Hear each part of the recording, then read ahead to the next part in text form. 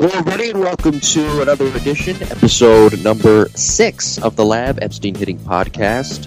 Today's title, Girls Swing Bats 2. We're talking about softball swings, breaking down some softball swings, some fundamentals, some similarities, and maybe a little bit of differences as well between softball and baseball swings. My name is Jim, and joining me as always is renowned hitting instructor, professional coach, my friend and co-host, Jake Epstein, and my former coach as well. Jake, how are you? I'm doing very well. You seem very lively this morning because it seems like things are starting to open back up for you, and you're getting people back into the lab and starting to get some lessons going as well. Things are starting to kind of get back to some normalcy here, and that's always a good thing for, of course, business owners like yourself. Yeah, absolutely. Yeah, we're getting going down in Texas. The governor opened up a couple more options for everybody in limited numbers. We've been pretty good about, keeping our numbers, very limited and cleanings, as much as possible between sessions. It's been great. So our membership base here is like 100% back since we stopped. We've added a few new ones and, our additional, camps now that school just finished up yesterday here. We're able to do some camps during the day or I shouldn't say camps, but training sessions during the day to, provide some other kids some options. Yeah, some small group training, which is excellent as well. So, again, that's great news. Also, some more great news that we want to pass along. The podcast is available on another platform. We are now on iHeartRadio and the iHeartRadio app, so you can check us out there. So, if you go down the list, every episode is available in the archives. Like and subscribe. New episodes on Mondays at 9 a.m., We are on Apple, Google, Spotify, now Stitcher as well, iHeartRadio, the iHeartRadio app, TuneIn Radio, the TuneIn Radio app, and we have some SoundCloud clips as well that we're going to be uploading from previous episodes. And also, if you want to reach out to us with your questions for Jake and I, we can pepper some questions, hitting questions to Jake. If you have questions for me, you probably don't. More for Jake. The email address that we set up for the podcast, it is jimbopodcast21@gmail.com. Again, that is jimbopodcast21@gmail.com. Speaking of peppering questions to you, Jake, I want to kind of throw one out here to you. I was thinking about this last night. Saw sort of a little bit of a debate on this on Twitter, and I thought it was kind of cool to bring up to you.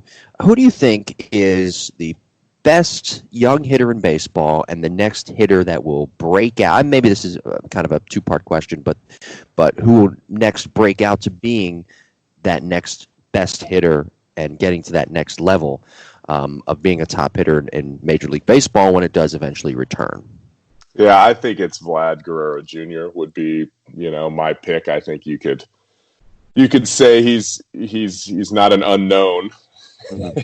People have been watching him for quite a while coming up through the minor leagues, and he had some time last year. But quite honestly, I think he has intangibles. He works the right way when you watch him do his cage work and his side work to prepare for the game. I think he has adjustability in his swing, and his mechanics are at the top of the list. Like, he doesn't have any wasted movement with his hand path, and he stays through the ball really well. So he would definitely be my guy, kind of moving forward, coming out of this early class. Yeah. What about a hitter that could break out, who maybe isn't a Vlad Guerrero Jr. and has highly touted and has had as much success yet, but you look at him and you say, well, you know what, fundamentally, and with the tools that he has, he's got a real opportunity to get to that next level. He just may need a little more experience, and maybe he's more of a little bit of a late bloomer. Yeah, it's tough because I haven't been able to watch baseball this year, and usually I get a look at spring training and I can kind of see how guys move, and then when the season starts. So, off the top of my head, guys coming through, again, not a no-name, but Tatis Jr. Maybe you just have to be a big leaguer's kid to be successful. Tatis Jr., man, that guy is so long and lean that he covers pitches that most guys can't cover.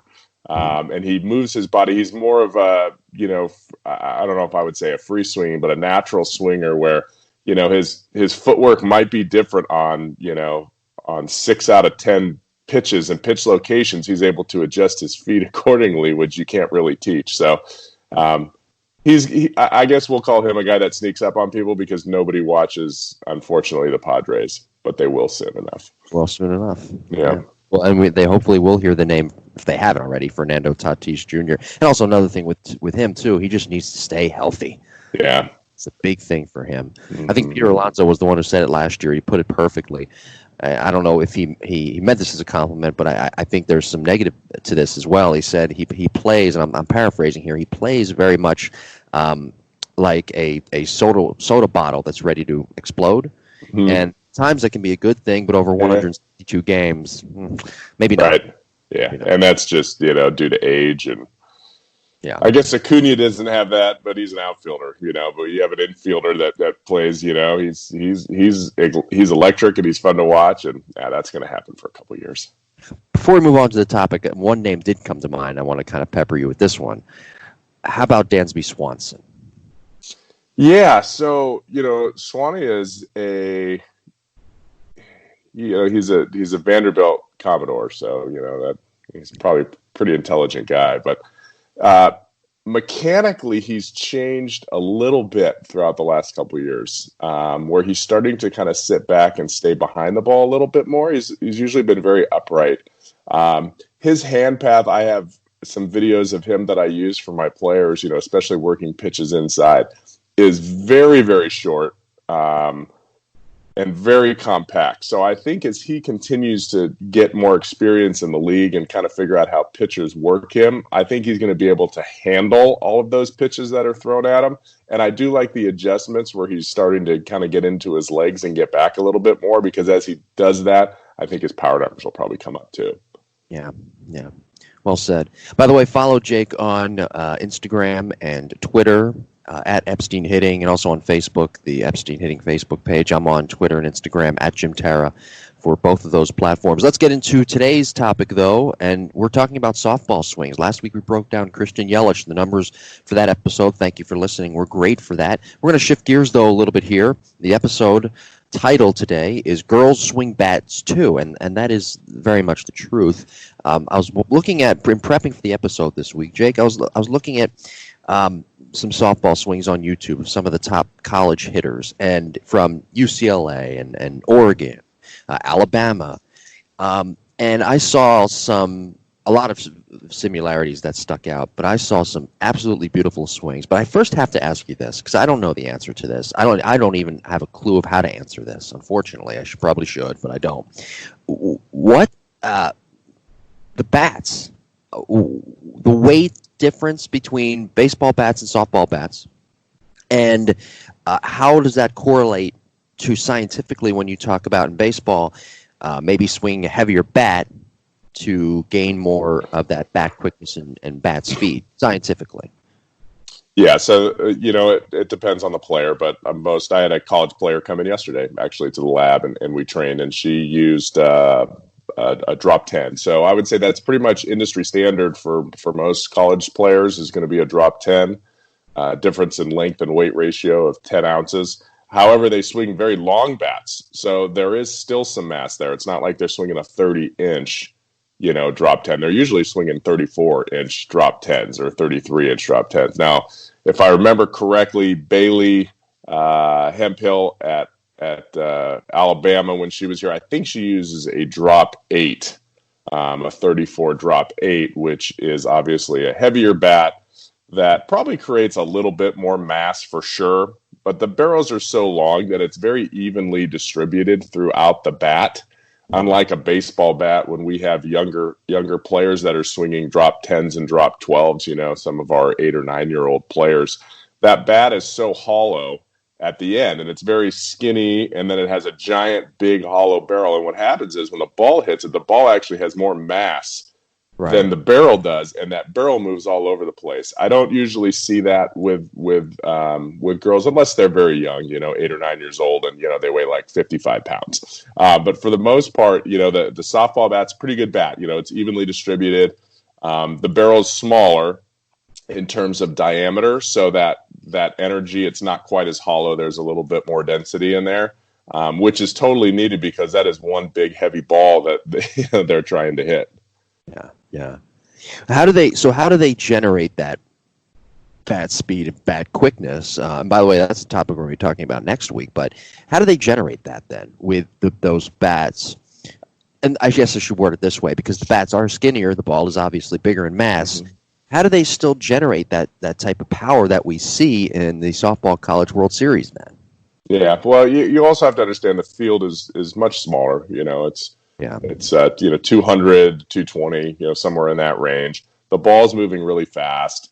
The ball, obviously, I mean, if you gave a girl a baseball to hit, she'd probably hit that thing, 350 feet. The softball just doesn't have that kind of compression to it. So they have to use their body. And softball made a huge change. And this was right when I was getting started, probably the early 2000s. If you go back and watch a College World Series, they're all 1-0 games. There's a lot of slapping. There's a lot of bunting. There's a lot of putting pressure on defense, and then all of a sudden, they said, it's closer, the pitches are tougher, the ball's moving all over the place. We're just trying to make contact. And then there was a shift with, hey, let's go ahead and hit. Like, let's take an offensive approach to this. And the girls totally changed their technique. I mean, they used to swing straight down with this little flipping motion where they would hit themselves in the back with the follow through. I mean, every single player I saw. And then as the years went on, all of a sudden they started to sit back. They started to rotate. They didn't slap themselves in the back anymore because they were just kind of flipping their wrists through. And the game changed. So I remember my dad having a conversation with a gentleman named Michael Lateef in the early 2000s, who's a legendary coach from University of Louisiana Lafayette, and they talked, and Mike took it back to his team, Lateef, and they started hitting bomb. I mean, I think they hit like 100 home runs a year, and they just changed really the game of softball. And then every year, everybody kind of got on board. So the defense, as soon as the defense picked up in softball, girls are so athletic and they make plays and they dive and they got good arms. And you can't bobble a ball, with 60-foot bases. That it's like, what? We got to try to hit a ball over the fence to score runs, because the defense is so good and that field is so condensed that the game really changed. And it changed for the better because it is so exciting to watch now and really get the full potential of these girls. Yeah. One more note about the bat. One thing I want to question you about before we move on. Okay, so how much does your teachings change? Because they're not using, obviously, wood bats, and they're not having to transition to wood bats. So how much does your teaching of the swing overall, when it comes to the similarities between baseball and softball swings, change and stay the same based off the bats that are being used by these girls? Because they're always using aluminum. And if I'm not mistaken, too, they also, the sweet spot for those bats for college girls, they've gotten smaller like they did with the college bats as well. Is that correct? I'm not 100% on that. I do remember them trying to pass a legislature with that. I don't know if that was last year. Mm-hmm. So you would know more than me. I'm not 100% sure. But they may have, kind of tweaked the exit velocity of those bats to make them a little bit safer. But again, I'm not 100% on that. But regardless, girls, they don't have to change bats. They don't have to change swings. And, I always use the analogy of women's golf. Like, women's golfers don't have different swing mechanics than men's golfers. They're trying to swing a club as fast as they can. Sure. Okay. Or softball is trying to swing a bat as fast as they can, as efficiently as possible. And they're trying to be on a collision course with the ball. So if you're trying to complete those tasks, your body has to move a certain way, right? Yeah. Your legs have to work a certain way. You have to stay in sequence. You have to have proper extension. You can't have any casting. So mechanically, if you're trying to swing an object, I don't care if it's an axe, I don't care if it's a club, I don't care if it's a bat, your body has to work a certain way in order to kind of maximize that speed. So the differences in softball lie more in the attack angle or the swing plane. Because we are much shorter, right? We're at 43 feet at the college level, or 40 feet at the younger levels, or even, really young levels will be closer than that. And we're releasing the ball from, 3 feet lower than a baseball pitch. What people failed to understand a long time ago was that gravity still takes over and that ball does drop through the hitting zone. Now, there is a rise ball in softball that, has a different spin that does jump on a hitter and will rise through the hitting zone, meaning from a couple inches before the player's front foot, past their body to the catcher. The issue is when it's thrown for a strike, it's not moving up. It's very level. It would be equivalent to a 95 mile an hour riding fastball. Okay, that doesn't mean that you can hit it. It's a hard pitch to hit. It's moving a complete opposite direction. So the key to hitting a rise ball is not, the key, if you're trying to hit a good rise ball, you're going to fail. If you hit a rise ball that doesn't rise and stays in the strike zone, you can hit it a long way. So the swing plane for softball is a little bit flatter, where baseball players, typically 5 to 15 degrees up. If they're hitting it deep in the zone, 5 degrees up, it'll be their swing plane. If they're out in front, closer to 15.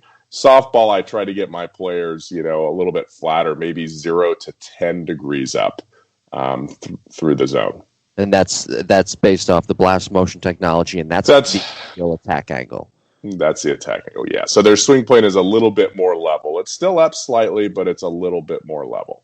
Yeah, I'm glad you baseball swing. That's it. Yeah, I'm glad you brought up the rise ball. That was the next thing I was actually going to bring up. I had coffee with back in January with a former Division II softball player. She went to Florida Tech, and she told me about all of these pitches that she used to throw. She used to throw a rise ball, a screwball, and she showed me the grip, showed me how the wrist would torque and pronate at times. And I was going to ask, what is a good way, and you sort of answered it right there, but what's a good way for a hitter to hit that rise ball? And you answered another question of mine, that it is like a rising 95 mile per hour fastball. But the difference is those girls aren't throwing, obviously, downhill. They're throwing straight to the plate. So with a rise ball, how do they hit that with the ideal attack angle, like you mentioned, of 0 to 15 degrees? Yeah, you're the best. I'm trying to think of the gentleman, the original person who said this saying, but I remember Rick Eckstein said it. We were at a convention in Italy, the baseball convention in Italy speaking, and somebody asked the question, well, how do you make an adjustment? How do you hit that really good curveball? And Rick said, you hit that really good curveball, you don't miss the fastball he threw the pitch before. And that's kind of like, if you go up to the plate looking for Roger Clemens split-fingered fastball, you're not going to hit it. And that's kind of what the rise ball is. If you go up there looking for a rise ball, you're not going to hit it. So the key is to be able to have the innate ability to recognize that pitch early and to pull the plug on it and not swing at it. It is a chase pitch, for sure. Now the other pitches, the screwballs and the drops and the changeups, it is tough. Like softball, the hitters really have to be able to, the nice part about softball, if you could say this is nice, but is they're 20 feet closer, or whatever, 17 feet closer. So you can actually see the arm and the hand a little bit better, right? You got a 30% advantage there. So you can see the way the arm moves, or maybe a different arm slot. Some players have the ability to pick that up a little bit sooner. And really that's the key to hitting with anyone. You can't look for a drop or a just a regular fastball and try to hit a screwball. You have to be able to recognize that pitch and early and either take it if it's going to get buried, or if it hangs, be able to react to it. And because the girls are closer to the plate, do you do drills that you maybe some front toss that's really close to kind of get their reaction time up to speed and a little bit quicker? Yeah, we do. We have some high-powered softball machines, so we'll overtrain speed. Not right away. But once their mechanics are solid and locked in where they need to be, what we'll do is we'll crank that thing up to the high 60s, even 70 miles an hour to get their reaction going in one cage, and then in the next cage they'll jump over to. We'll have like a curve or maybe even a screwball coming at them that's, much slower, and make them make the adjustments to those pitches, from one cage to the next. Sure, sure. Let's get back to the mechanical part of the softball swing. What about the strides? I've noticed some different strides. Some girls do what I call is now the Bo Bichette, where they just, with two strikes, with Bo does this, they pick up, put up, and put it back down. Some girls have a leg kick. Is that a smart thing to do, considering that the girls pitching are closer? And is that still a timing step that's equivalent with the timing leg kick in baseball? Yeah, I would say reaction times are very similar. High-level college players throwing in the upper 60s, SEC players, Pac-12 players, Big 12, Power 5 pitchers, would be equivalent to, mid to high 90s fastballs. So that part of it is the same reaction time. And it kind of goes with baseball too. One of my oldest and longest students, Bailey Hemphill at Alabama, she never has taken a stride. I taught her with a no stride when she was, I can never remember, 10 or 12 years old. And she liked it so much and she dominated so much at that age that I was like, okay, now it's time to build in a stride. The next time I saw her at 13 or 14, she's like, you're crazy. Like, I'm killing it. There's no way I'm going to stride. So she still doesn't hit with a stride, and she doesn't have to, because she creates enough bat speed to hit a ball, 300 and something feet without taking a stride. Now, she does have a proper weight shift. She's not hitting from a standstill. She has rhythm. But we wanted to, I like to incorporate a stride because it allows us to wait.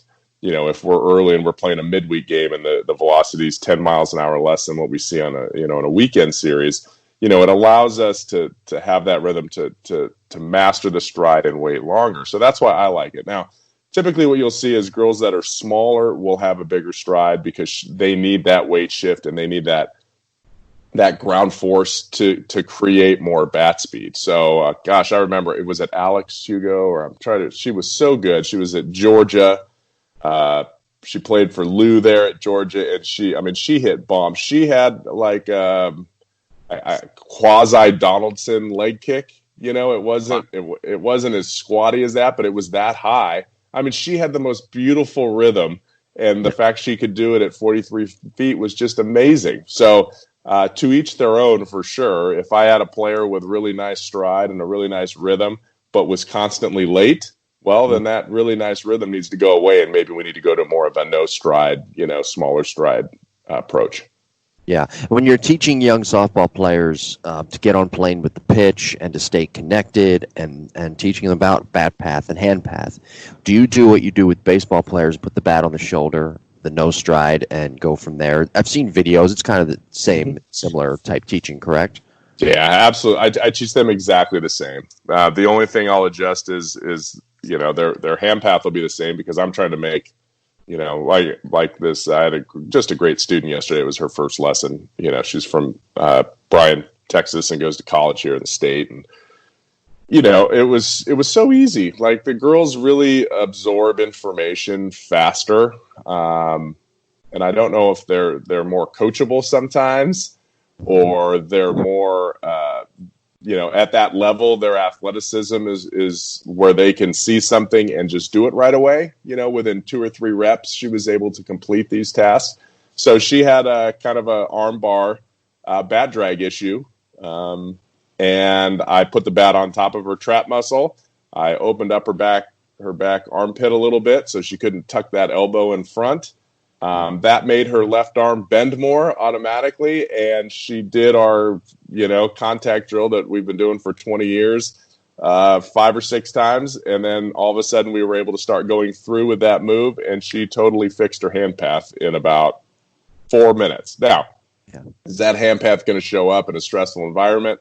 No, but today she's going to take 150 swings doing that drill. Tomorrow she's going to take 150 swings, and I'll see her next week, and then we'll start to implement a little bit more stress into her training. Yeah. What about getting leverage for softball players? How different is it from baseball to softball, if there is any differences at all? In what? I'm sorry, Jim. What about leverage? When getting leverage, what? Between between softball and baseball, if there is any. I personally, like I said, when I looked at mechanics, I didn't really see much difference. Yeah, no, I don't think you see as much whip in their swing because of the way the bat is built. It's long and it's narrow, so it doesn't have a lot of extra end weight. the leverage is typically there because they swing much longer bats. So like a girl that's 5'7" might swing a 33-inch bat, where a boy that's 5'7" is probably going to swing a 30-inch bat. And so you can have somebody, I mean, I'm not sure what you used in college, right? But you're a fully grown man. 33? Yeah. 33, yeah. So 33. And this is going to be a junior high girl or a freshman that's swinging something that long. So the leverage is there. I forget the philosopher that said it. My dad's going to kill me on this one. But he said, if you give me a lever long enough, I can move the world. All right. You better look that up, Jimmy. It's one of my favorite quotes. I can't think of who it was. If you give me a lever long enough, I can move the world. So leverage is very important. And the fact that girls do swing longer bats allows them to create energy and whip that they wouldn't normally have if they were using something shorter and something heavier. All right. I will follow up with that. It is Archimedes. Archimedes, it is Archimedes. Looking at it on my computer right now, the exact quote was, give me a lever long enough and a fulcrum on which to place it, and I shall move the world. There you go. There you go. Very good. Pretty bright guy. Yes, I'd say so. Mm-hmm. Deep thinker. What about extension? Same thing? I'm seeing same power V. It's all sort of... And the reason I ask these questions, because the bat, to me, I can't get that out of my head. That the bat is just, and the ball, they're so vitally different from baseball that I wonder how some of these mechanics might differ because of that. Girls typically have better extension than boys, hands down, because you have to get through that giant heavy ball at a young age. Yeah. So you get these little girls, like my daughter's 9 years old. She weighs, she's pretty pumped up. She weighs like 62 pounds. She's been working out, and she's trying to hit that heavy ball, right, with this bat that's probably too heavy for her. And so we really have to focus on getting through that ball, not decelerating early, where guys, a lot of times they'll kind of alligator arm stuff and just flip that barrel through because, the ball's so much lighter, they don't have to give that extra power. So, yeah, extension, I hardly run into a softball player that has bad extension. Now, their extension may be the wrong direction. They may extend down too much, which creates too much cut. But they typically have good extension. Last week, and go back in that episode, we talked about Christian Yelich and his hitting mechanics, and we brought up in the beginning of the episode about slicing the baseball in half. That's in the archives, so if you want to check that out. Is kind of the same coaching cue that coaches and yourself maybe could take for softball players if they aren't properly on plane with the pitch? Because slicing, that's great, slicing it in half, but it's also coming at you more at a straight line and a straight angle rather than downward. Yeah, it might be a different slice, and that's feel with players, and getting to know them and knowing what their misses were. I remember he was one of my favorite guys at Mizzou last year, Paul Gomez, who's still there, helping out, finishing his degree. But, Paul was a guy I could watch him. He had very good control over his swing. And so I could watch his at bat, and he gets too flat sometimes, where he'll swing too level and he'll hit a pop-up straight up to an infielder, which you don't see very often. I think Joey Votto's never hit one, right? Because there's something wrong with hitting an infield pop-up. I'd rather have an infield pop-up sometimes than a shallow, weak pop-up the other way. So I would see that with Paul. I'd be like, Paul, you got to finish higher, man. Swing up more. Boom. And I'll never forget this in Tennessee. He went out and hit 2 home runs his next 2 at-bats just by that one cue, slicing through higher, or slicing through lower. So when you have good mechanics and adjustable swing, those are very simple, easy on-the-fly adjustments that players can make, which, that's what's needed, in a game. That's what a good hitting coach does. They can see that live without having to break down video and have that player make that adjustment. That individual player knows the adjustment to make and then put it into action. That was fun. Yeah, we're going to talk about swing adjustability in softball and baseball, how they're different, how they're similar coming up, plus the mental approach and thinking along with the pitcher as well. We're going to step aside, though, from the topic for a moment, and we're going to talk a little bit about the Lab BCS. Great news. Jake mentioned it earlier in the show that it is open back up for business, and lessons, small groups, are currently going on. And in the theme of today's episode, there's a softball drop-in class that is happening every week, every Tuesday. Groups of, if I'm not mistaken here, 5 participants. I'm on the email list, by the way. If you want to get on the email list, be sure to email subscribe on thelabbcs.com. I've done it. I get some great updates on what is going on. But there are the softball drop-in classes every Tuesday for 5 participants. So, again, it's not just baseball spring training that we've talked about before, but it's also some softball spring training, so to speak, with the softball drop-in class. Yep, softball is going to be fun, and we haven't built it out yet because we've had such an influx of baseball players when we opened, and so I actually have an interview with a gal when we're done with done with our podcast here. That's going to run a lot of our softball stuff. She's a former college player right here in the College Station area. So yeah, softball is beginning to grow. We have softball every Friday night. That's our 7 o'clock softball class. And then we're adding them earlier during the day now that school's out as well. Perfect. Yeah. So be sure to sign up for that, thelabbcs.com. If you are softball, there's also baseball as well, but keeping in theme with today's episode, the softball drop-in class every Tuesday at the lab in College Station, Texas. Log on to the labbcs.com. Episode 6 of the podcast. Be sure to like and subscribe, by the way. Again, we are on Apple, Google, Spotify, Stitcher. We're still building our YouTube page out, our SoundCloud page, and we're on iHeartRadio. That was big news today as well. We keep adding platforms. iHeartRadio and the iHeartRadio app, TuneIn Radio, the TuneIn Radio app, the listenership. The numbers have been great. Thank you for that. We really enjoy doing this every week. We're talking today about softball swings, girls swing bats too. That's the title of this episode. By the way, 2 with 2 O's for all of you grammar Nazis out there, not just 1 O. 2 with 2 O's. We talked a little bit about the mechanics, and really quickly before we move on to the mental approach and some of the technology that's involved, how different is adjustability in a softball swing as compared to baseball? As or more, right? Yeah. Because of how close we are and how hard they throw, and more importantly, how much that ball moves, within that 40-foot window or so by the time, they release it. So adjustability is really important, and that's why the swing has to be efficient. It can't be long. If players have extra, and that girl, I'll use her as an example yesterday, she was so long. She was at like 0.19 seconds with her time to contact, or 0.18 seconds with her time to contact when we started yesterday because of her arm action.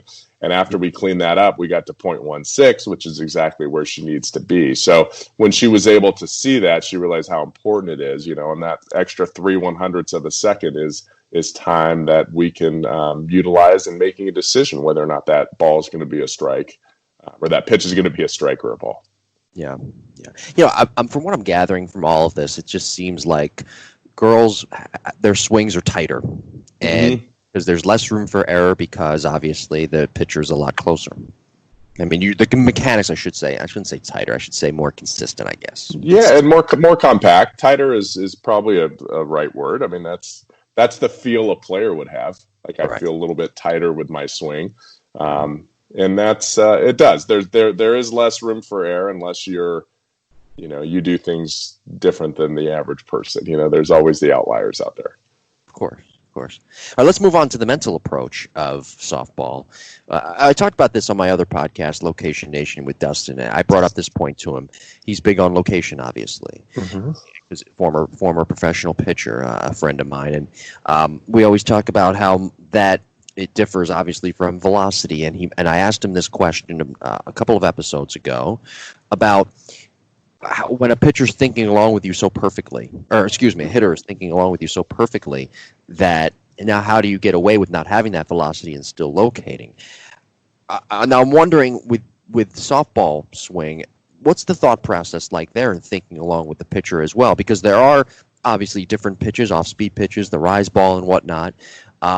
Does the thought process differ in thinking along with the pitcher? I don't think so. I think we have to do that to be successful unless, again, you're an outlier kind of player. It's very difficult to look for a fastball at 68 miles an hour and hit a, changeup at 40 miles an hour. Like that, they have huge timing windows. Is it possible? Yeah, of course it's possible, but to take your best swing, it's not. I remember years back watching the College World Series, and I was so frustrated. It was Arizona against Tennessee, and the girl from Arizona, I can't remember her name, but she had a wonderful changeup, right? And I'd say wonderful as in she threw it for a strike and everybody struck out on it. But she threw 3 or 4 pitches. The only one that was remotely hittable was her changeup. It was straight. She threw a screwball that like went down and into the back foot of a right-hander. She threw a rise ball that was just perfect, right at the neck, like every time. You couldn't touch it. And then she threw a curveball to the other side of the plate. The only thing that was straight was a changeup. And guess what? She threw that changeup at least 2 to 4 times per at-bat to every hitter. And what did the Tennessee team do? They took every changeup that came. Like that was their game plan. Hey, we're going to take the changeup. Don't get fooled on the changeup. And what were they trying to hit? They were trying to hit this video game screwball that was moving, like 18 inches, horizontally and like 8 inches vertically. Like you couldn't hit it. And they were looking for it, and they were swinging it, and they had the wrong mindset. So having a plan and anticipating, if you just sit up there and look for a changeup, she threw it like right down the middle every time because nobody was offering at it. You could have just teed off. If you teed off on 1 or 2 of those, boom, we got a couple runs. Monica Abbott, I think, was pitching for Tennessee, right? She wasn't going to give up any runs. And it was like all they needed was one big blow, and they couldn't get it because of their mental approach. So, yes, I think with anything else, you have to have a mental approach. Now, maybe not with 2 strikes, but when we are in an advantageous position, we have to use all that information that is available to us. What are your strengths as a hitter? What are the pitcher's strengths? We did live at-bats out here at the lab the other day. We had 2 big league pitchers out here, which was so fun to watch. Former A&M guys, and Alex Wilson, who's been in the big leagues for like 9 or 10 years, and so they're going through. So my high school and college guys are hitting off them, and they just absolutely blew them away with. Except for one of my college guys did hit a bomb off Wilson. So okay, I'll give him credit for that, but. They just the mindset of how the pitchers were working, right? So they would throw the count was like 1-1, and all of a sudden here comes a high fastball, right? And then the count goes to 2-1, and then he went 180 degrees with something low and away, right? So after I was there talking my players through those at bats, what do you think this pitcher is trying to do? What was the purpose of this pitch? Do you think he's going to come back with this now? Do you think he's going to go back with this? And they were like, I don't know. I've never really thought about that before. I just kind of react to it. I said, well, what would have happened if you would have taken that pitch and stepped out and reset your batting gloves and said, what is he trying to do here? Got back in the box and then looked for that pitch away. Do you think you would have hit it? And he said, absolutely, I would have hit it. And so it's just a big part of the game. You can't, and they call it guessing or not guessing. It's not. It's having a plan. And looking in a certain location or looking for a certain pitch. Softball players, baseball players, makes no difference. Yeah. We're going to talk about player development in baseball in a future episode, but you brought up a good point there that we've actually discussed before on previous episodes about former big league pitchers pitching against younger hitters and kind of getting the younger hitters a chance to see that type of stuff rather than doing just the conventional stuff. Is that something that you'll do in softball? Former college pitcher, maybe 1 or 2 years out, top Division I, II pitcher that you may know that maybe you worked with on the hitting side, bring them in and do that with softball to try to get girls out in the cage? Absolutely. I'd love to create this summer, obviously we're all in kind of a different position, but, girls don't play summer ball, and I would love to create an environment where we could get, great pitchers and great hitters to come in and train and compete every single day. It was fun to have the baseball guys, but I guess girls are a little nicer. There probably won't be as much trash talking as we heard, on Tuesday. But yes, I think anytime you can face a pitch that's above your pay scale, that's going to make you better. And that's the good part about machines. We had a high school kid in last night that just got to high school, and he jumped in a group with guys that were juniors and seniors, and he drowned for a little bit. He drowned with the velocity of the machines for the first 50, 60 pitches. And then we started working, and all of a sudden by the end of the day, he was on it. And then that's just kind of how it works. And then we kind of bump those players up in velocity every week so that, if you can hit 90 in a tunnel is so difficult. If you can hit 90 in a tunnel, and you're not going to hit it. Oh, yeah, the light. Yeah. The lighting and everything else. And we do a really good job with lighting and paint colors, so we can at least see the ball. But when you get outside and you face 90, or 85, it feels like, the fear is gone. A lot of players that step out and they get anxious. All of a sudden, after they see that really high velocity in our training sessions, when they get outside, it feels easier. It's not easier, but it feels easier. And then all of a sudden, that front foot doesn't quite bail out as much.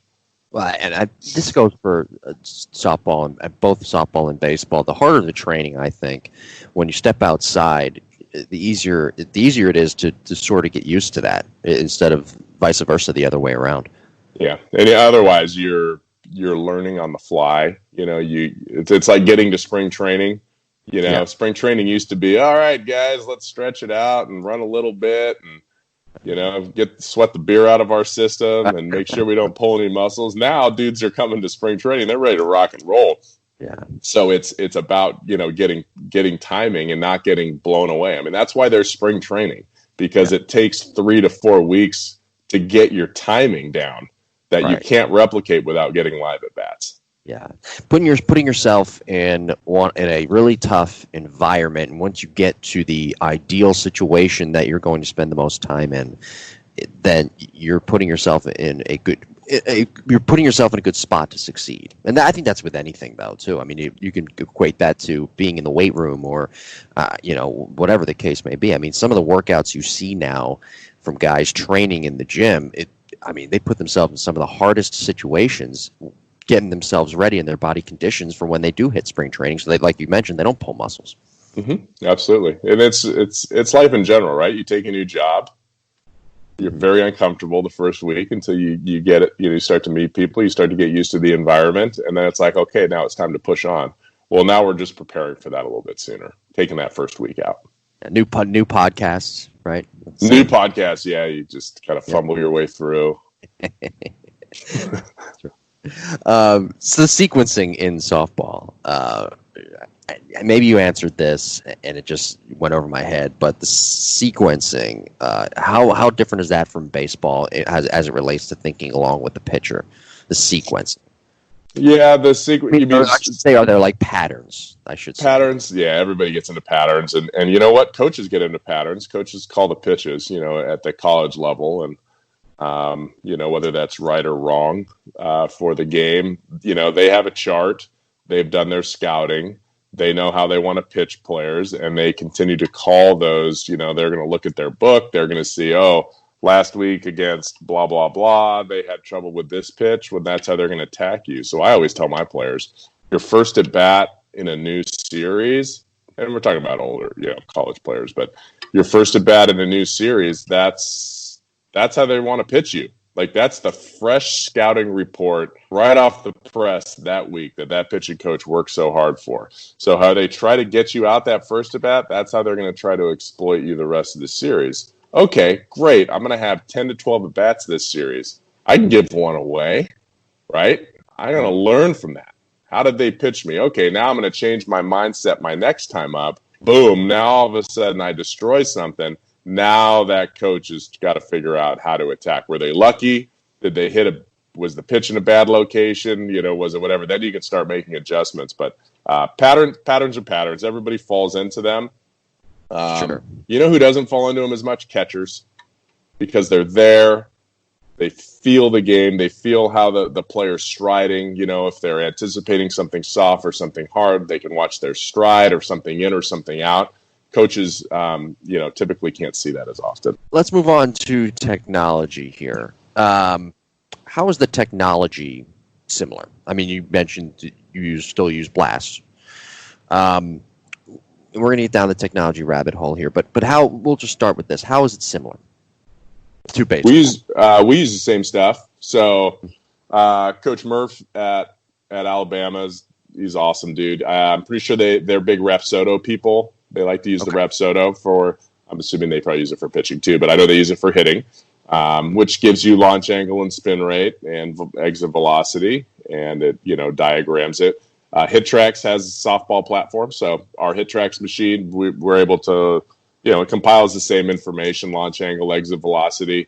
It puts it in a softball stadium. It's pretty cool. There's A&M, there's UT in there, there's the World Series, Oklahoma City Stadium. So it makes it very, very lifelike. And has the correct dimensions. So, and blast is, it's the same thing. I want to see how the bat's moving. Is the barrel dropping? What's the attack angle? What's your efficiency? What's your time to contact? So I'm still looking at all those hard data numbers. So whatever I use for baseball technology wise, I use it for softball as well.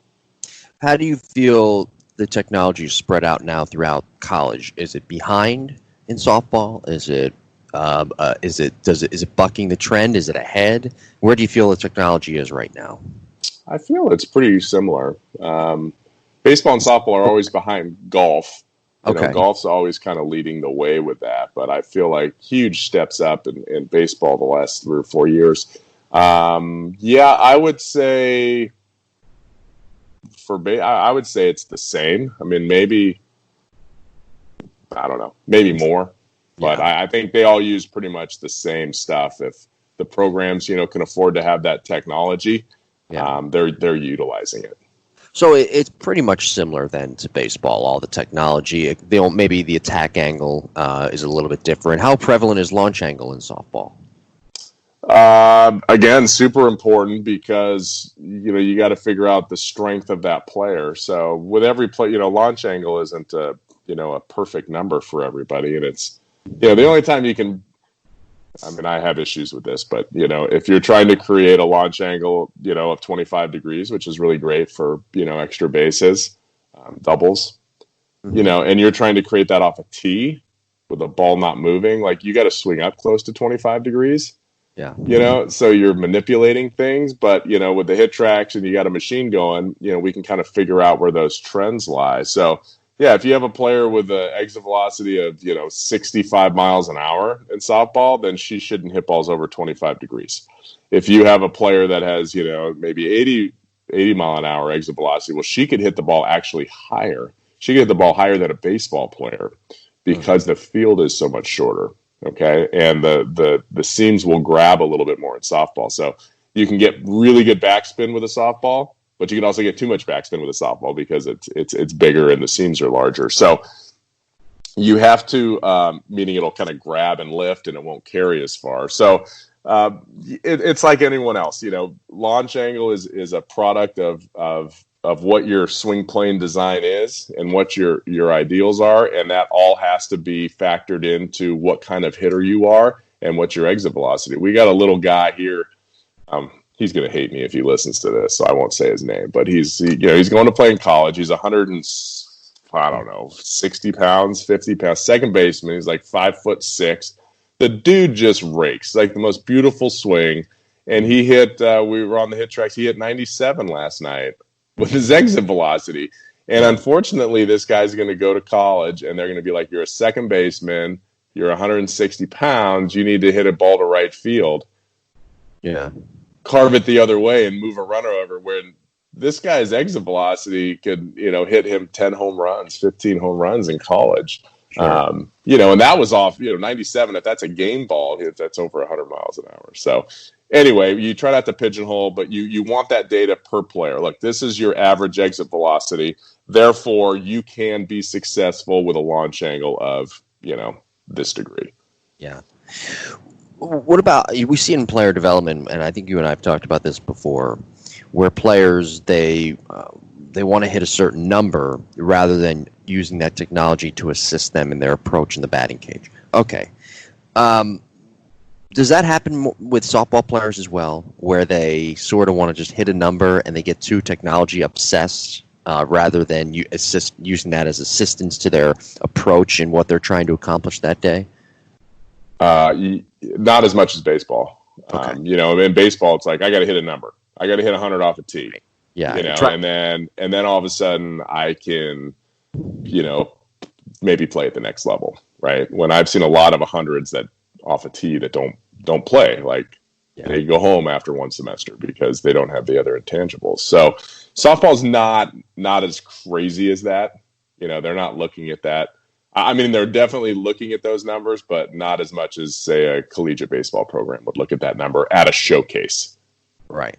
Yeah, I have a theory towards that, as to why, and I think it's because when you look at the baseball side, everybody thinks they can get drafted, and they want to get drafted, and they think hitting a certain number will help me get drafted. Where with softball, there's really no life after college. Softball, after that fourth year or fifth year, it's over. And and to me, that's sort of why maybe it's not as prevalent in softball as it is in baseball. Yeah, I don't think, the work I do professionally and internationally with players, they don't have any bat speed. They're 135 pounds. They're 15 years old. Somebody's going to give that kid 150 grand. Why? Not because of what his blast numbers say, because his blast numbers say what most 15, they're not going on that. They're going on what they see, how they move. So there's so many other intangibles in there that, now, don't get me wrong, those kids are very athletic and they're very good at that age, but they're seeing them, 5 and 6 years down the road and trying to figure out where that player is going to be. So, yeah, I don't think a number is an end all in the weight room. If you're trying to lift a lot of weight, that number doesn't lie. But when you're trying to adjust to a 84 mile an hour slider, like there's other things that are really, really important. Yeah, exactly. In fact, it's the exact opposite in the weight room. You want to try to hit that target number, like I try to do every single year. That's exactly right. I guess that's why you don't see those showcase type players as much in softball. Correct? No, I mean they're still there, but yeah, you don't see. If you see a showcase player, it's somebody that can move. They stand out. Speed wise and agility wise, because speed is they can slap, right, and that's a huge part of the game in setting tables. Otherwise, you just see a girl that their showcases are typically large tournaments, very high level tournaments. So they're seeing these players in action, right? They're watching them take BP too, but they're seeing them in action, and that's kind of laying the foundation to maybe who they want in their program and who maybe won't fit in their program. Yeah, I think that's the best thing too. Let's talk about slapping really quickly here. How do you go about teaching a slap type swing in softball, and when is it plausible to teach, and what determines why you teach something like that? So I know nothing about slapping. Okay.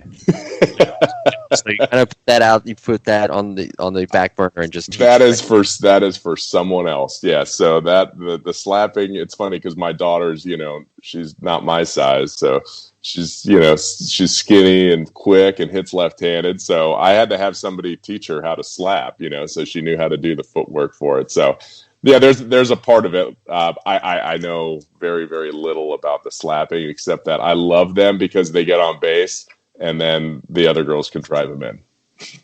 So they're more let's see, I guess more top of the order type rather than Yes, middle. yeah, you'll be your leadoff, maybe a 2-hitter too, but leadoff, and then maybe a 9-hitter will be your slappers. Your outfielders, maybe a second baseman, and they put the ball in play. They put pressure on defense. They can run. They can beat out a one hopper to an infielder.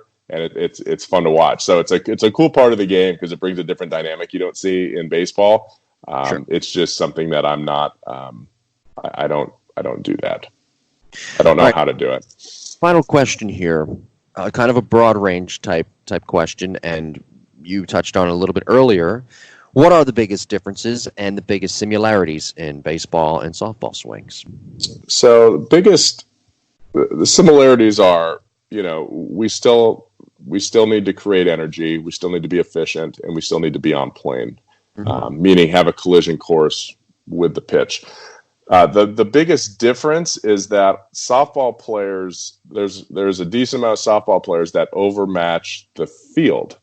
Mm-hmm. So the field's not super big, but some of these girls are really strong. And so they overmatch, it'd be like a lot of Aaron Judges. you know, people of that caliber, even bigger and stronger than Aaron Judge, right? So imagine Aaron Judge playing in Yankee Stadium where, oh, my bad, he does play in Yankee Stadium where it's like 360 to right center, you know, or, you know, so imagine that you're kind of overmatching. So softball players can get away with a little bit more lift. So their launch angle can actually, not everyone, but the girls, they can have higher launch angles. You know, they can hit the bottom of the ball more and maybe hit more home runs at like a 40-degree trajectory, 42-degree trajectory, just because of the dimensions of that field. Where a baseball player, I think those balls were pretty darn hard the last couple years. And all of a sudden you start, and the reason I say that isn't because, everybody said it, but it's because we never really saw home runs, like 40 to 45 degrees. And we saw a bunch of home runs 45 degrees last year, which is kind of unheard of. Now, a lot of them were, the Crawford boxes, and they're really high, and it's not very far down there in Houston, but still, like, that, something changed in the game. So girls can get away with that a little bit more. However, the pitches in softball move much more than they do, and the speed differentials are much different and much more difficult in softball. So, that kind of evens it out. But in terms of a hitter on hitter, we got to move the same way. Like, I don't change the way I teach a softball player. I don't change the solid mechanics. I don't change the follow through. The only thing that I monitor more closely is the swing plane to make sure it's a little bit more level. And so I have the ability, and my instructors, we have the ability to tweak some small parts of the mechanics to change that. But in terms of the nuts and bolts of the mechanics and sequencing of how the body moves, all that is exactly the same. Well, good stuff this week. Next week, and again, new episodes available every Monday, 9 a.m. on multiple platforms, Apple, Google, Spotify, Stitcher, the TuneIn Radio app, TuneInRadio.com, iHeartRadio, the iHeartRadio app. Next week, we will be discussing bat path against hand path, and the differences and similarities as well. And those are two types of elements of the swing that I think people sometimes get a little bit confused. It's going to be a good one. That's a really, really great topic that most people never think about. So I'm excited to talk about that. Dive into that next week. And again, be sure to email us, jimbopodcast21@gmail.com, with your questions if you have any. Be sure to like and subscribe to the podcast, and also follow us Twitter and Instagram. I'm at Jim Tara. Jake is at Epstein Hitting. Great job this week, Jake. We will talk to you next week. And I certainly enjoyed learning more about the softball swing this week. Yeah, thanks again. It was a good episode. And be sure to tell your friends. Yeah, and don't forget, girls swing bats too. That's better, usually. Yeah, as well. Take care, everybody. Be safe, and we'll talk to you next week.